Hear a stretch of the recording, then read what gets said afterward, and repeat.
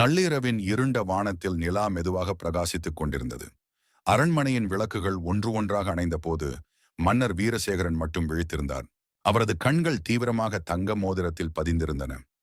உள்ளங்கையில் இருந்த மோதிரத்தை மெதுவாகச் சுற்றிக் கொண்டிருந்தார். என் அரசாட்சியில் உண்மையை காப்பது கடினமா? அரண்மனையில் இருந்த யாரை பற்றியும் முழுமையாக நம்ப முடியாத நிலை வந்துவிட்டது. அரச மந்திரிகள் பலர் சுயநலத்துக்காக நடிக்கிறார்கள்.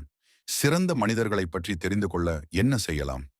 இவ்வாறே வீரசேகரன் சிந்தித்துக் கொண்டிருக்கும் நேரத்தில் வெளியில் யாரோ வந்ததாக பாதுகாவலர்கள் அறிவித்தனர்.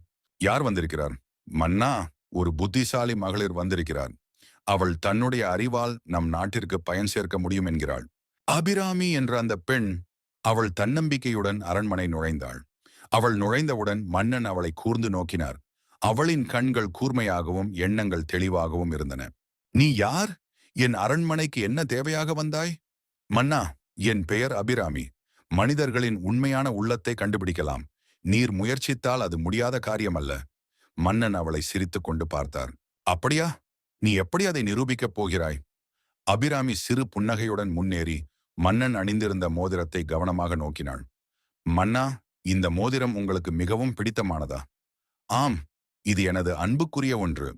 அபிராமி கண்களை இமைக்காமல் பார்த்து, அப்படியென்றால் நான் இப்போது ஒரு சோதனை செய்யலாமா என்றாள். வீரசேகரன் சிறிது மிரண்டு போனார். சோதனை? என்ன சோதனை? அபிராமி மெதுவாக சொல்ல ஆரம்பித்தாள். மன்னா, நீங்கள் நினைக்கும் அளவுக்கு உண்மை பேசுபவர்கள் உங்கள் நாட்டில் இருக்கிறார்களா என்பதை ஒரு சோதனையின் மூலம் கண்டுபிடிக்கலாம். நீங்கள் அந்த தீர்ப்பை மட்டும் எடுக்க வேண்டும். மன்னன் வீரசேகரன் சிறிது யோசித்தார். அபிராமியின் வார்த்தைகள் ஏதோ புதுமையான திருப்பமாக இருந்தது. அவள் சாதாரண பெண் அல்ல, ஒரு புத்திசாலி, ஆழமான சிந்தனை கொண்டவள். சரி அபிராமி, நான் இந்த சோதனைக்கு சம்மதிக்கிறேன். ஆனால் இது எப்படி செயல்படும்? அபிராமி மெல்ல சிரித்தாள். நாளை தெரிய வரும் மன்னா. அரண்மனை அமைதியாக இருந்தது. ஆனால் மறுநாள் ஒரு பெரிய திருப்பம் காத்திருந்தது.